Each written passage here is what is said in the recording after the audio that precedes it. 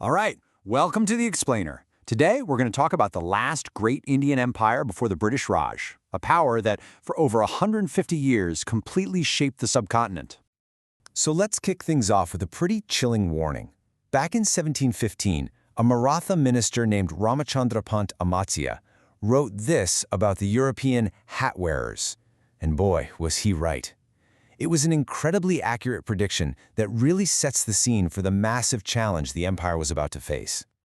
You know, when we think about Indian history, it's easy to picture it going straight from the Mughals to the British.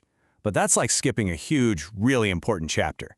For a long and critical time, it was the Marathas who were the dominant force across India. So, that's the big question we're tackling today, right? Who were the Marathas? And how on earth did they manage to build an empire that basically stretched across the entire subcontinent? Okay, so to really get this, we've got to rewind a bit. We need to set the scene and understand the world they came from. So, first things first, the Marathas are from the Deccan Plateau, in the area we now call Maharashtra.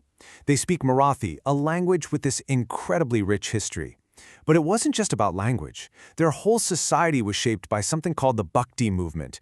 Think of it as a wave of poet-sades who brought philosophy to everyday people. This created this really strong shared identity, which, as you'll see, became the bedrock for their political power. And the one person who saw all this potential and knew how to use it? Well, that was one of the most brilliant figures in history, Shivaji, a true rebel king if there ever was one. And what's just mind-blowing is how young he was when he started all this. I mean, he began his mission at just 16 years old. And from there, he pulls off a daring prison break, gets crowned emperor, or Chhatrapati, and in just a few decades, boom, he's laid the foundation for a massive empire. But here's the thing. For him, it wasn't just about conquering land. His whole vision was this idea called Swarajya. It means self-rule, a sovereign kingdom. But the key part was that it was all for the welfare of the people. And that idea, it would go on to inspire people for generations. So the big question is, how did he pull it off? The answer? Pure innovation. First up, guerrilla warfare. He used the hilly terrain of his homeland like a weapon, using small, super fast groups to take down much larger armies. Second, he built a navy. Now, this was a huge deal. Even the mighty Mughals didn't have much of a navy. And third, forts. Shivaji knew that forts were, as he put it, the core of the state, absolutely essential for defense and control. Okay, this next story is just a perfect example of his strategic mind at work. When he was sent to face this powerful general, Afzal Khan, Shivaji agrees to a one-on-one meeting. But he comes prepared. He uses a concealed weapon, the Wagnuk, which literally means tiger's claw, to take down the general, while his army, hidden nearby, ambushes Khan's forces. I mean, talk about a masterclass in courage and planning. And oh, the stories do not stop there. Later on, he gets tricked and put under house arrest in Agra by the Mughal Emperor Aurangzeb. So what does he do? He comes up with this brilliant escape plan. He and his son hide inside these giant baskets that were being sent out full of sweets, and they just walk right past the guards. It's incredible. Aurangzeb never got his hands on him again. Okay, so Shivaji built this incredible kingdom. But how did it become a continent-spanning empire?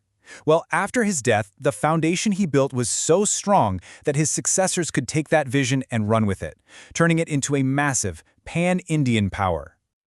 All right, so when Shivaji died in 1680, this is what his kingdom looked like. A really strong independent state in western India. A huge achievement, for sure. But take a good look at the map. Remember this size. Okay, now let's jump forward about 80 years. Look at this. This is the Maratha Empire at its peak. It didn't just grow, it completely exploded. We're talking from Peshawar, way up in modern-day Pakistan, all the way down to Thanjavur in the south. They were in control, one way or another, of a massive chunk of the subcontinent. So how did this happen? Well, it was a long road. It started with decades of brutal warfare against the Mughals. Then, under the leadership of their prime ministers, called the Peshwas, the Marathas went on this absolutely stunning expansion spree.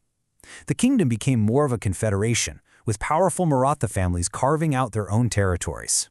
And by 1754, they had actually taken control of the Mughal capital, Delhi itself. At that point, the only real rivals left on the map were the British, and that set the stage for 3 huge wars that would ultimately decide who ruled India. But you know, building an empire is one thing. Actually running it, That's a whole different ballgame. So how did the Marathas govern this huge, diverse territory? Well, it all goes back to Shivaji's incredibly organized system. He created this council of 8 ministers, the Ashtapradhana Mandala. And look at this. Each minister had a super clear job, from finance to foreign policy. This was a really efficient, centralized government. And get this, officials were paid a salary straight from the treasury. That was a huge change from the old system of just granting them land. So, where did the money come from? They had this really clever tax system. For territories that weren't directly under their rule, they charged a 25% tax called chauth, basically protection money. Then there was Sardeshmukhi, an extra 10% levy on top of that. This system was brilliant because it let them pull in revenue from a huge area without having to micromanage every single town and village. And here's something that often gets glossed over in the history books, which is just so important. Power in the Maratha world wasn't just for men. Not at all. You had women like Tarabai, a military genius who literally led the war against Aurangzeb and saved the Maratha state. And then there was Ahayabai Holkar, an amazing administrator who governed her state wisely for 30 years, rebuilding temples and supporting local crafts all across India. Just incredible. All right, so when you put it all together, the military strategy, the administration, the culture, what's the final verdict? What's the lasting legacy of the Marathas on Indian history?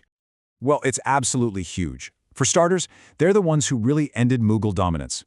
They built a modern, efficient way to govern. They brought back a sense of confidence in local traditions and culture. And that core idea of theirs, Swaraja, became a huge inspiration for India's future freedom fighters. Oh, and let's not forget the Navy. They built a Navy that, for a good while, stood up to the European powers at sea. And this all leads us to what is maybe the single most important takeaway from all of this. When the British came and conquered the subcontinent, they weren't just sweeping up the remains of the old Mughal Empire. No, the main power they had to face, the real obstacle to their control of India, was the Marathas. So that leaves us with a pretty powerful what if, doesn't it? If this incredible pan-Indian power had managed to stick together, to sort out its internal rivalries and hold off the British, how different would the history of India, and maybe even the world, look today? And that's where we'll leave it for this explainer. Thanks so much for watching.